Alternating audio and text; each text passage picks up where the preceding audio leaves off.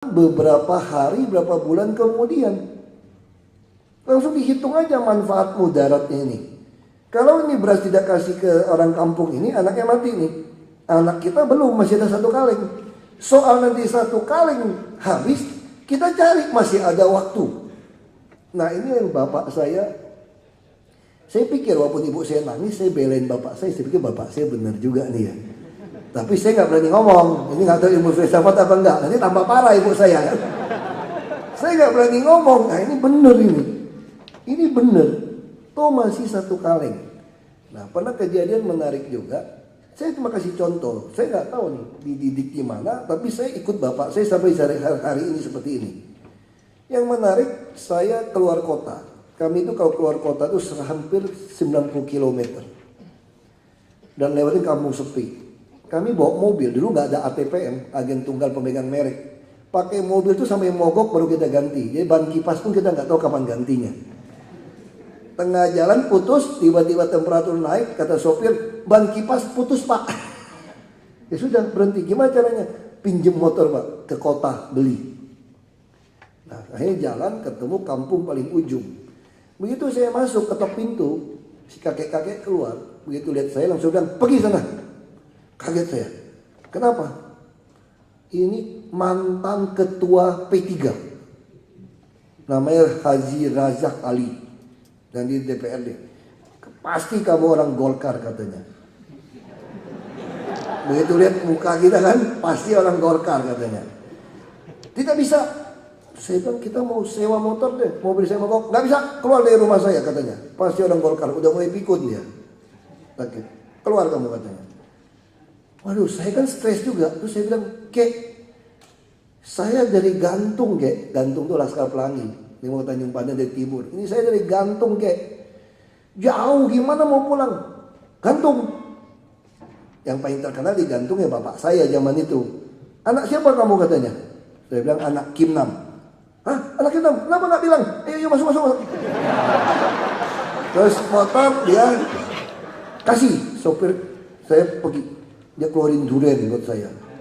Saya baru tahu di situ kalau makan durian agak seret di sini. Saya nggak lagi suara sini. Habis makan durian makan rambutan yang agak masem. Ini buat nangkal. Makanya kalau keluar durian pasti ada rambutan. Ini versi kakek kayak Raza Ali nih, orang P3 terus makan. Terus dia cerita sama saya. Bapakmu baru manusia. Berarti yang lain bukan nih, kacau juga. Bapakmu, ini filsafat kan begitu kan, gak jelas nih, manusia begitu. Kita juga bingung. Bapakmu manusia, yang lain bukan. Itu kenapa begitu kek? Kamu tahu gak katanya? Saya sakit. Padahal saya mantan anggota DPRD. Gak ada yang berani datang ke rumah saya. Cuma bapakmu yang berani mampir ke rumah. Padahal bapakmu ini pemborong. Itu bahaya tuh kalau berteman sama orang P3 atau zaman dulu ya. Golkar bisa hukum. Bapakmu tetap datang. Tahu saya sakit. Bapakmu gak ada uang katanya. Lalu bapakmu bilang, tunggu. Saya keluar ke kota dulu. Tuker cek bapak saya itu sama orang kota. Mundur, cek mundur sebulan 2 bulan. Dia kau tulis 1 juta, terimanya 900.000 kira-kira gitu loh. 800 ditukar, pulang terus kasih ini kayak Razak untuk berobat. Dia cerita nih, nah waktu bapak saya mau meninggal, nah saya nggak tahu ini filsafat atau enggak. Waktu mau meninggal ini, dokter bilang paling lama seminggu meninggal. Karena kankernya sudah kemana-mana, udah dipulangin. Ya kita ngobrol lah sama bapak temenin. Walaupun saya juga ada yang saya sesali gitu. Kita selalu berpikir bapak itu udah sakit harus diet makanan. Dia mau makan ini jangan, makan ini jangan. Bodohnya itu. Orang udah mau mati mah makan apapun kasih aja sebetulnya. Belum kuliah filsafat dulu saya, belum baca buku filsafat. Kita hanya berpikir jangan gitu kan, jangan gitu. Nah, saya nggak bisa komentari bukunya, belum sempat baca soalnya. Nanti bapak ibu yang diskusi saja. Terus bapak saya tanya, Pak, saya kalau pengalaman hidup sama bapak, kalau saya ada 100 rupiah Pak, saya bantu orang miskin 80 atau 90 saja itu sudah gendeng saya Pak. Harusnya kalau saya punya 100, saya bantu 10 saja. Itu aja kebanyakan, mungkin 1 aja gitu loh, jangan terlalu banyak gitu. Ini Bapak punya 100, kalau kasih 100 saja sudah gila Pak. Ini Bapak gak punya 100, minjem kasih orang 100. Dari mana saya pernah lakukan, kata Bapak saya. Saya dengar dari Kek Razak Ali. Hah, kamu ketemu dia di mana? Razak Ali meninggal lebih duluan dari bapak saya. Ya mobil saya mogok, saya cerita. Saya ketemu dia udah tahun berapa tuh Pak? Bapak saya meninggal tahun 97. Saya ketemu Razak Ali itu kira-kira tahun 90. Saya baru cerita. Dia cerita gitu. Jadi pertanyaan saya, rumusnya apa Pak? Sampai Bapak ngutang dulu, kasih dia. Bapak saya jawabnya enteng saja.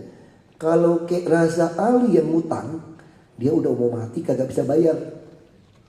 Kalau saya yang ngutang, saya masih bisa bayar. Sederhana aja. Nah sekarang Bapak sudah gak lama lagi umurnya. Tolong kamu ingetin hutang-hutang Bapak. Tolong kamu jual. Oh iya begitu. Ini baru pemimpin, betul gak? Ini pemimpin, mewariskan semua kan? Pemimpin mewariskan semua. Emangnya cuma menikah aja, baik kurus atau gemuk diterima. Kan sehat atau sakit kan? Kurang itu pendeta atau di KUA waktu menikah itu. Harusnya ditanya, bukan cuma sakit atau sehat.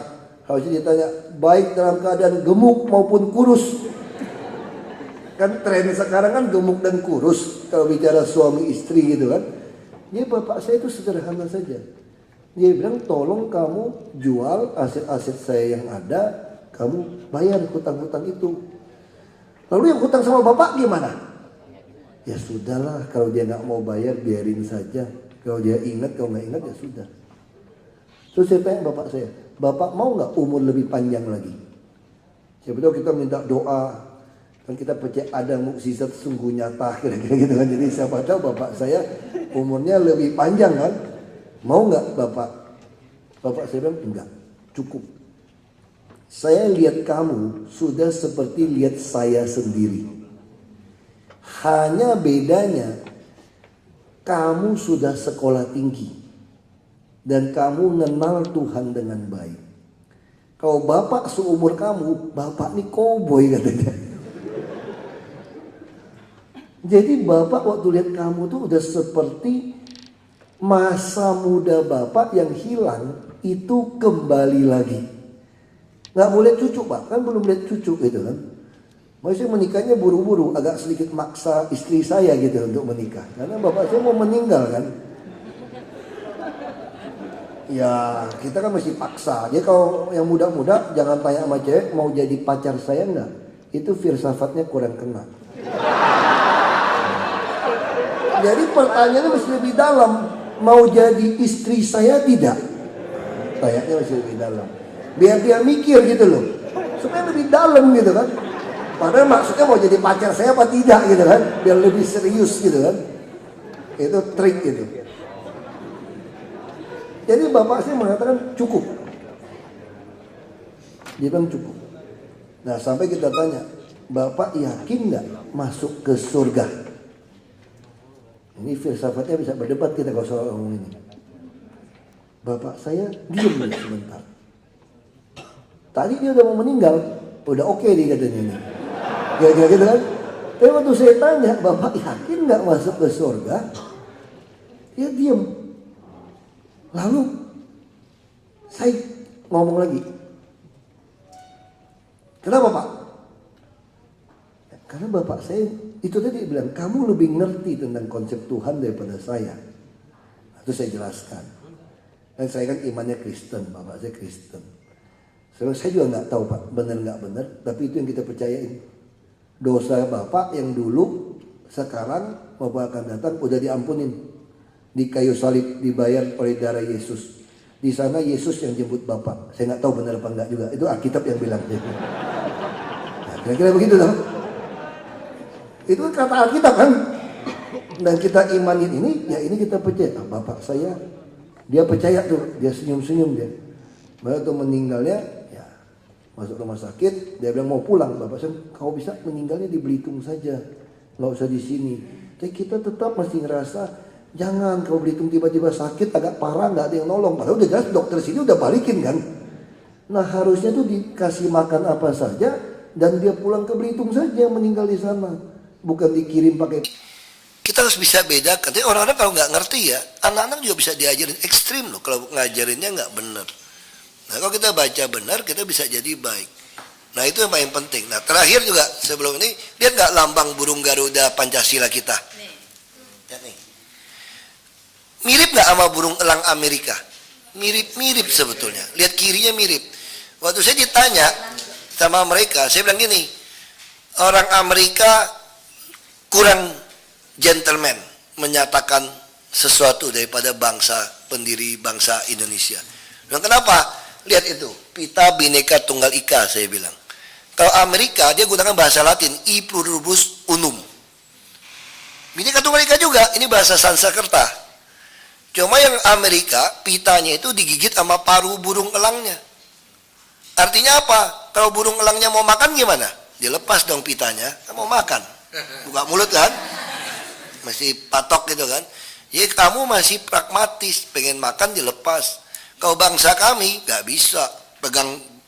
Kenapa? Karena anak muda suka bilang gini, bingung nih gua, pegangan kalau bingung, kira-kira gitu kan. Kira-kira gitu ya. Jadi kalau burung Garuda Pancasila gak ada pegangan, bingung nih burung, goyang dia, jatuh dia. Makanya Bang Founding Father kita pinter banget. Burung Garuda ini dia ngenggamnya itu Bhinneka Tunggal Ika. Makanya kalau kita nggak mengerti Bhinneka Tunggal Ika, bangsa ini pasti hancur, nggak mungkin menang. Karena burung Garudanya bingung, nggak ada pegangan, goyang dia, kayak gitu.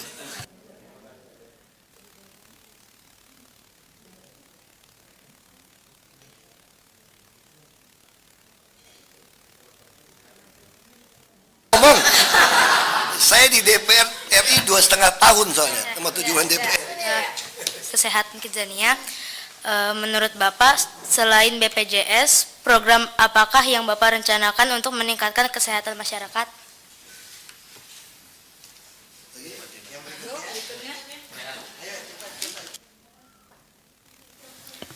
Perkenalkan, nama saya Rayhan Faza, saya dari Komisi Politik dan Keamanan. Model kamu yang muka jenderal loh.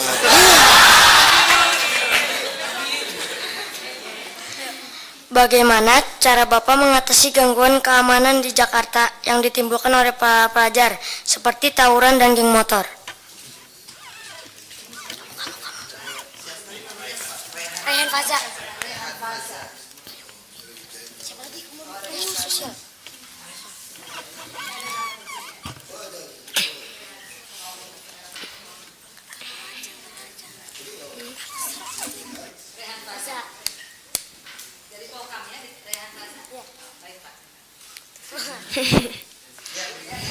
Halo, nama saya Christopher Renat dari Komisi Sosial. Bagaimana cara Bapak meningkatkan kesejahteraan sosial di Jakarta? Christopher Renat.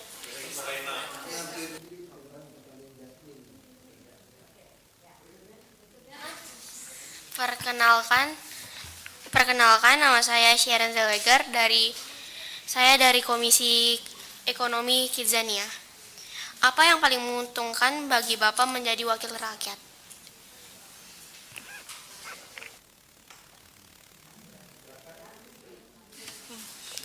Nama saya Alma, saya dari Kongres Kids Komisi Komunikasi. Menurut bacaan yang telah diberikan kakak Kidzania, Bapak suka gaya politik komunikasi langsung. Nah, mengapa Bapak menyukai gaya politik komunikasi langsung?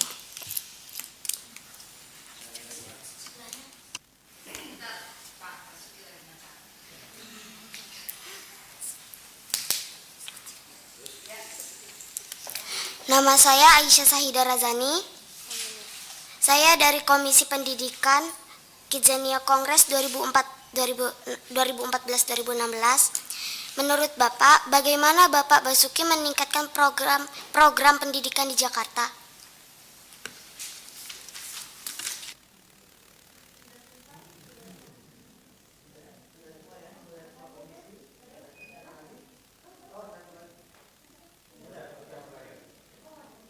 Ini pertanyaan anggota DPR bener ini. Tapi bedanya tahu di mana? Dulu waktu jadi DPR, habis tanya dia keluar. Pas kita mau jawab nggak ada. Ya, habis tanya terus keluar gitu loh. Nggak tahu kemana dia. Saya juga bingung. Ya jadi pertama, selain BPJS gimana? Sama tadi ya, Pak Jasmine sama Christopher. Kesejahteraan. Jadi memang yang paling utama itu adalah kesehatan. Tentu BPJS ini kita mau kembangkan sampai ke pensiun, hari tua, sampai kematian. Jadi orang itu harus punya jaminan itu. Jadi ibarat pepatah kuno, orang yang bijak itu meninggalkan warisan kepada anak cucunya. Inilah prinsip asuransi. Tapi tidak semua perusahaan swasta mau melakukan asuransi, maka itu gunanya BPJS. Kalau swasta udah tua, mau nggak dia tanggung? Nggak mau. Udah mau mati nggak mau. Tapi kalau yang pemerintah lagi sakit pun dimasukkan bisa kita urus. Ini BPJS di situ bedanya. BPJS ini sebab kalau kita bicara asuransi, ini adalah dasar bangsa kita. Sifat bangsa kita yakni gotong royong. Jadi uang asuransi itu uangnya dikumpulin, uang yang sudah meninggal nolong yang masih hidup, itu pensiun. Hari tua. Nah, uang orang yang sehat dipakai nolong yang sakit. Ini namanya gotong royong. Ini dasar asuransi. Nah, apalagi yang kedua penting tentu adalah pendidikan. Saya juga bilang tadi pertanyaan juga dari tadi siapa? Aisyah ya, Saidi Razani ya. Pendidikan juga sama. Nah, kenapa pendidikan itu penting? Kami punya survei, ternyata 40% anak usia 16-18 tahun di Jakarta itu tidak sekolah. Nah, kenapa tidak sekolah? Waktu kita masuk, ini kita bicara masalahnya dulu. Ternyata anak-anak yang tidak mampu, itu selain makanannya kurang bergizi, dia juga tidak bisa les. Sehingga waktu diadu untuk sekolah negeri yang sudah tidak bayar segala macam itu, dia kalah rankingnya. Sehingga anak-anak yang tidak mampu itu sekolah kemana? Sekolah di yayasan swasta yang murah. Sekolah swasta yang murah, gurunya kadang jelas nggak jelas, bayarnya nggak jelas, dan transportnya jauh, nggak sanggup dia pengen yang terdekat dari rumah nggak bisa. Selain bayar uang sekolah 250.000 sampai 400.000, dia mesti uang jajan, uang transport. Sedangkan upah minimum gaji di Indonesia sekarang rata-rata 2,4 juta. Kalau 2,4 juta itu buat lajang. Kalau suami istri tidak kerja, punya anak, tidak dimasuk dalam komponen ini. Maka kalau dia butuh berapa anak sekolah SMA, SMP sampai SMA? 600 sampai 800.000. Kalau dia punya 2 anak, 3 anak, habis gajinya. Nah, itu yang membuat dia tidak sekolah. Nah, karena itu yang perlu kita lakukan, tidak ada satu anak pun tidak sekolah, kecuali dia yang suka tidak sekolah. Kalau anak-anak yang suka ngamen, sudah sering cari duit, dia nggak mau sekolah juga karena udah tahu uang. Nah, tapi minimal yang mau sekolah, kami lagi ciptakan kartu Jakarta Pintar itu. Ternyata kartu Jakarta Pintar disalahgunakan juga. Orang tuanya yang ngambil. Begitu ditarik. Selain jumlahnya juga nggak cukup. Saya ambil beli handphone, bisa naik motor, nggak sesuai. Bahkan ada oknum kepala sekolah, oknum guru juga main. Nah, saya katakan kalau guru main, lebih baik buang aja, ngurusin kuburan aja sekalian. Karena kalau ngurusin kuburan, betul, kalau ngurusin kuburan nggak berbahaya. Kalau ngurusin anak-anak, bahaya. Betul kan, Bu? Ada oknum guru yang main kan, oknum kepala sekolah main KJP. Didobel-dobelin, ditarik itu duitnya. Kita punya temuan semua. Ditarik, karena ATM. Nah, sekarang saya mau rubah ATM itu hanya di debit, nggak bisa tarik. Ini lanjutan. Apa yang mau kita lakukan, kesejahteraan ini? Semua sekolah, KJP mau kita naikkan. Mungkin SMA bisa kasih sampai 800.000. Tapi uangnya kalau langsung ATM, 1 tahun 9,6 juta, beli motor dia.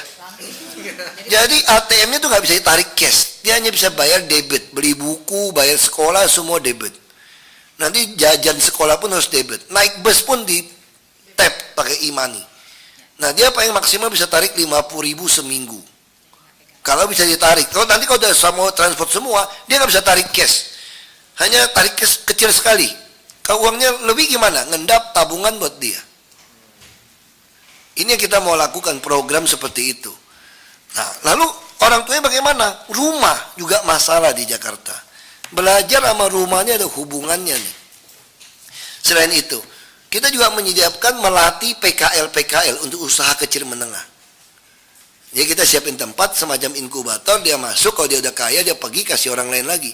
Tapi rumah Lu orang Cina, Ahok lu oke punya. Ahok biar lu Cina, tapi lu lebih Indonesia. Ahok nggak basa-basi, taat konstitusi. Ahok oga korupsi, contoh pejabat bisa bersih. Ahok, Ahok, gua demen kerja lu. Ahok, Ahok, emang mesti gitu. Ahok, Ahok, gua jadi terharu. Ahok, Ahok, bikin Jakarta baru. Ahok, Ahok, Ahok ngomongnya ngegas, maklum orangnya tegas. Ahok biar lu galak, lu buat bela orang banyak. Ahok seperti master, berani buat yang benar. Ahok jujur dan lurus, pantang menyerah, maju terus.